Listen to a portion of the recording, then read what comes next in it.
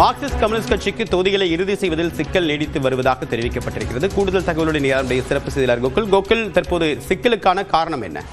Marxist communist கட்சிக்கு திமுக கூட்டணியில 5 இடங்கள் ஒதுக்கப்பட்டிருக்கக்கூடிய நிலையில 2 இடங்கள்ல கடந்த முறை வெற்றி பெற்ற சட்டமன்ற தொகுதிகளை திமுக ஒதுக்குவதற்கு சம்மதம் தெரிவிச்சிருக்காங்க. கந்தர்வ கோட்டையில கடந்த முறை மார்க்சிஸ்ட் கட்சி வெற்றி பெற்றாங்க. அதே போல கீழ்வேலூர் 2 தொகுதிகளும் ஒதுக்குவதற்கு சம்மதம் தெரிவிச்சிருக்காங்க. அதே போல மார்க்சிஸ்ட் கம்யூனிஸ்ட் கட்சி கடந்த முறை திமுக வெற்றி பெற்ற பல்லாவரம் தொகுதியை கேட்பதாகவும், பல்லாவரம் தொகுதியை திமுக விட்டு தருவதற்கு தயக்கம் தெரிவித்திருப்பதாகவும், அதே போல காங்கிரஸ் கட்சி வெற்றி பெற்ற விளவங்கோடு தொகுதியை இந்த முறை மார்க்சிஸ்ட் கம்யூனிஸ்ட் கட்சி கேட்பதாகவும், காங்கிரஸ் கட்சி விளவங்கோடு தொகுதியை தராமல் இருப்பதால் அதற்கும் ஒரு இழுபறி நீடிப்பதாக தற்போதைய தகவலா இருக்கிறது.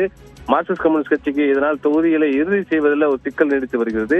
இன்றைய தினம் திமுக காங்கிரஸ் கட்சியோடு நடைபெறக்கூடிய பேச்சுவார்த்தையில இந்த விளவங்கோடு தொகுதி குறித்து ஒரு முடிவு எட்டப்படலாம் என்றும், அதன் பின்னர் மார்க்சிஸ்ட் கம்யூனிஸ்ட் கட்சிக்கு 5 தொகுதிகளும் இன்று மாலைக்குள் இறுதி செய்யப்படும் என்று திமுக நிர்வாகிகள் தரப்புல தெரிவிக்கப்பட்டிருக்கு.